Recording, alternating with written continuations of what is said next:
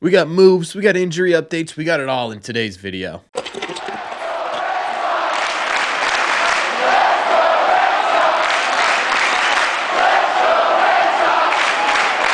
What is going on, everybody? Welcome back to Red Seat Radio. My name is Corbett. Thank you very much for clicking on this video.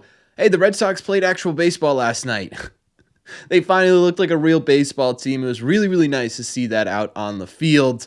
Hopefully they could do it again tonight, because tonight we are going to be live right here on this channel right at 7 p.m. Eastern time. We're going to be watching the game together live and in person. It's always a ton of fun. You don't want to miss it. So right here on this channel, 7 p.m. Eastern time. But until we get there, we got a whole lot to talk about between injury updates and roster moves that went on over the last 24 hours. There's a whole lot of updates with this Red Sox team, and I did want to start with the roster move itself because it's not exactly anything crazy.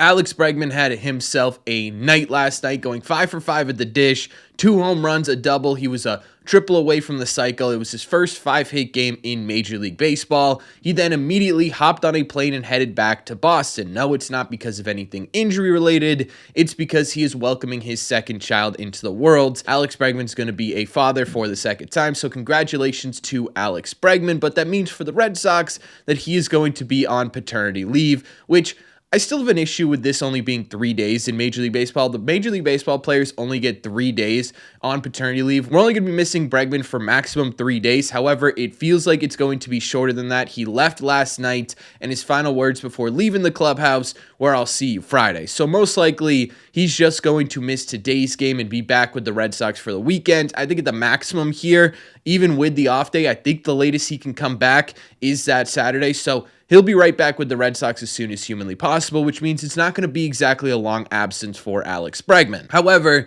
they do still need someone to play third base. And no, it's not going to be Rafael Devers, which I got to be honest with you, I don't totally get. Like, I understand that they're trying to get him used to being a full-time DH, and that's ultimately where they want him to be. But is one game at third base really going to throw him off all that much? I don't know. That's just my opinion, but that's why Alex Cora gets paid millions of dollars, and I'm sitting here at home talking to you guys. Either way, in order to fill that third base spot, the Boston Red Sox are calling up Nick Sogard to take his place, and it's at least for tonight. But either way, Nick Sogard is with the Boston Red Sox, and he's off to quite a slow start in AAA. This year, he's hitting just 159 with a 275 on base percentage and a 205 slug, good for a 42 WRC+. That is 58% below league average production down there, but we do all kind of know the exact player Nick Sogard could be at the Major League level, right? He showed some real signs of life in MLB last season, hitting 273 with a 326 on base percentage and a 325 slug for an 81 WRC+. Honestly, the only reason that WRC+ is 19% below league average is because he didn't exactly slugfest at the Major League level, right? That slug is barely higher. Well, actually, it's 1 point lower than his on-base percentage. So that's really the big reason why that OPS plus, that WRC plus, regardless of which one you look at, is going to be below league average. Every other statistic, he looked pretty solid in. I personally still like Nick a lot. I think this was kind of a slow start to the year. A lot of guys in AAA baseball had a slow start to the year, like in Major League Baseball. Worcester's real cold right now, and I think that has something to do with it for sure. I still think he's going to end up being a solid Major League player. And honestly, if I'm the Red Sox, I think there has to be some thought here as to, okay, if we bring Sogard up, do we keep him up here when Bregman gets back and maybe option a David Hamilton down to AAA baseball, try and get himself right in AAA. This dude is off to an incredibly slow start. He's just 1 for 21 at the plate, and I understand it's only 9 games, but Hamilton really does look lost there. They keep trying to get him into games, get that bat going. It's just simply not working. I'm wondering if maybe kind of the Red Sox are at least considering maybe possibly optioning David Hamilton down just simply to have maybe someone who could produce a little bit better off the bench for him there. I don't think it's going to happen, but I wouldn't be totally surprised if there was a little bit of thought put into that. Either way, Nick Sogard with the Red Sox for a couple of days. Alex Bregman enjoying his family life with a newborn baby. Congratulations to him. Not the only thing we're talking about today. We got some injuries to go over as well. This is kind of a big injury update because for the first time this season, we got some injury updates on guys we haven't heard much about, like Masataka Yoshida. And the latest from him is that he is down in Fort Myers doing a full rehab. and that Alex Cora said yesterday that he's not yet close to a rehab assignment. This poor dude. The Red Sox are basically ghosting this guy, right?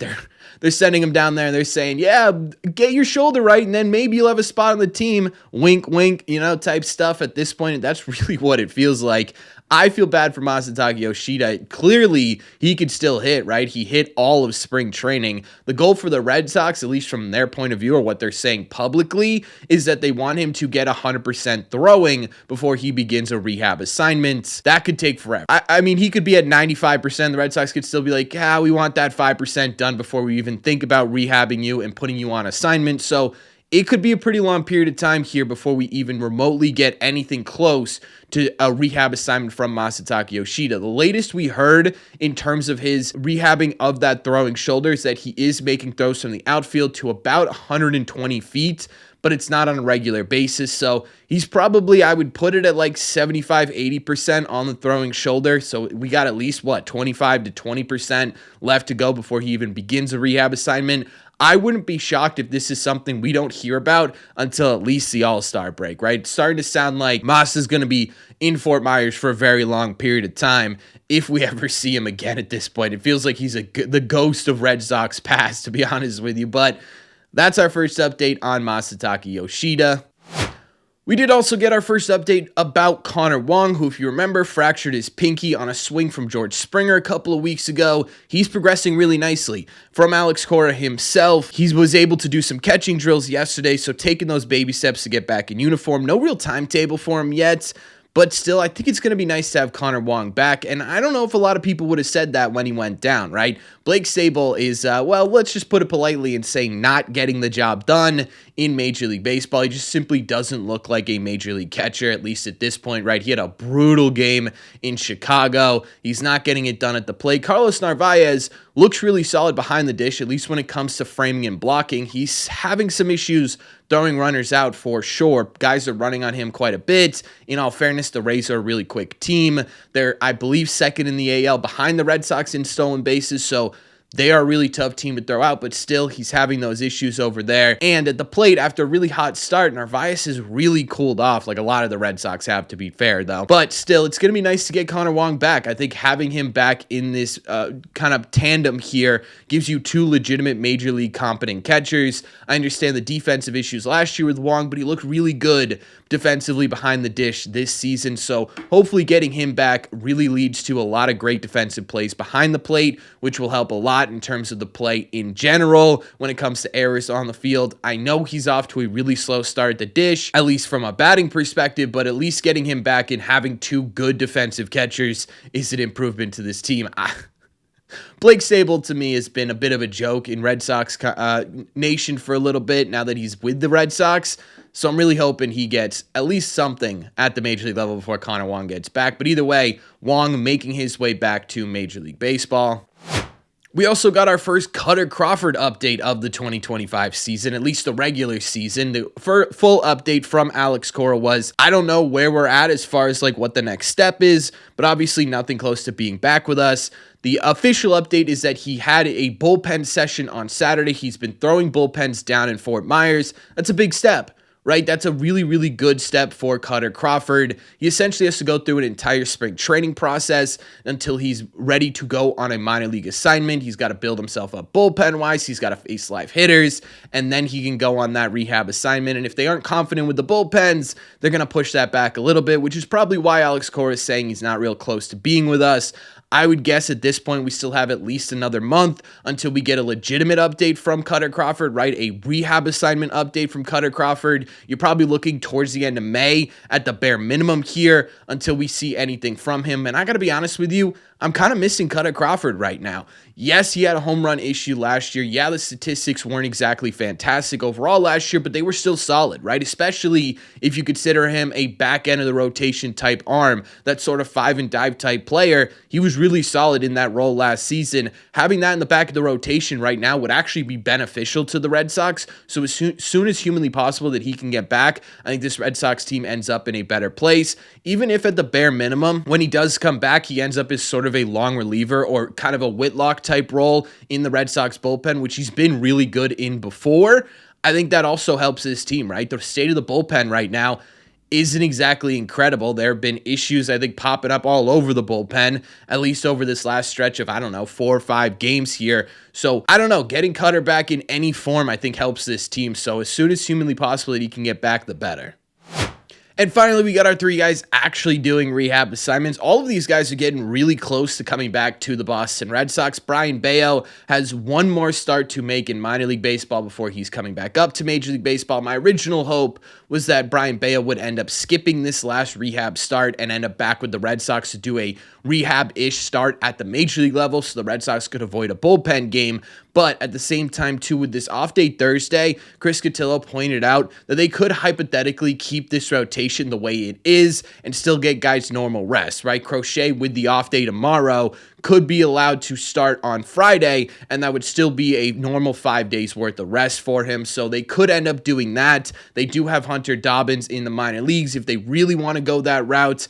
I just hope they avoid a bullpen game because of this. But either way, with Brayan Bello, it looks like his return to Major League Baseball is going to be either Monday or Tuesday. My hope is that it's Tuesday, and not because I don't want Brayan Bello back. I actually think the rotation really needs Brayan Bello, but because Monday is that 11 a.m. Marathon Monday game. And yeah, we all kind of know exactly how bad Brayan Bello is on those Marathon Monday games, right? It feels like he started 2 of them and both of them were absolutely miserable. He's just not a pitcher that does well at 11 a.m. in a game. So I'm hoping it's Tuesday, but either way, we are getting Brayan Bello back really, really soon. And honestly, it can't come soon enough. And Lucas Giolito, he's honestly not too far behind him. He had a rehab start last night, and up until last night, he was looking really good in his rehab starts. This one didn't exactly go super well. It was in Double-A. He went 2 innings, allowed 3 runs on 5 hits. He walked 3 guys, which you don't love to see, but he did strike out 4. He has one more rehab start after this as well. If we're going just normal lead-up time, regardless of whether or not that was 2 innings or not, you're looking probably at the 25th next week. So you're probably getting Bello back on Monday and then Giolito back by the end of the week, Friday, Saturday, which is fantastic, right? You talk about what are the issues with the Red Sox right now. One of them is their rotation. To get these reinforcements back and get these reinforcements back as soon as humanly possible will be really, really big in helping the Red Sox really stand on their feet again. These 2 guys is going to be a lot of pressure on them, I think, right? Outside of Crochet, Buehler actually looked pretty good last night. Still kind of that 5 and dive player. I'd love to see some length out of Buehler, but Houck is looking rough. Newcomb's not exactly looking fantastic. So to get these 2 back into the rotation not only helps you avoid bullpen games, but it also hopefully really improves your statistical performance from a rotation perspective. And the last guy on a rehab assignment is Liam Hendriks. He joined Lucas Giolito in Double-A to finish up his rehab with the Portland Sea Dogs. It looks like he's only getting 1 more appearance and then he'll be back with the Boston Red Sox. Could be as soon as this weekend, which again, I know I sound like a broken record here, but it really is fantastic to get Liam Hendriks back as well. The state of the Red Sox bullpen, there's been some issues popping up, right? And Liam Hendriks could come in and be a solution to some of those, especially sort of lengthening the back end of that bullpen. Chapman's doing a whole lot right now. It feels like the Red Sox can't win a game without having to put Aroldis Chapman into it. So hopefully getting Liam Hendriks back eases up the back end of that bullpen a little bit. I will say he's looked pretty solid in minor league baseball so far, much better than what we were seeing in spring training. My hope is that he comes back and he looks a lot better, and that nerve really was the reason why he was giving up a ton of runs this spring. But it is nice to finally have this sort of light at the end of the tunnel when it comes to these injuries, right? Bello, Giolito, Hendriks, those guys are going to be back quickly. It looks like Connor Wong is going to be back pretty quickly. Masa is in no man's land. We don't know where he's going to end up. And then Kutter's finally making some progression to Major League Baseball as well.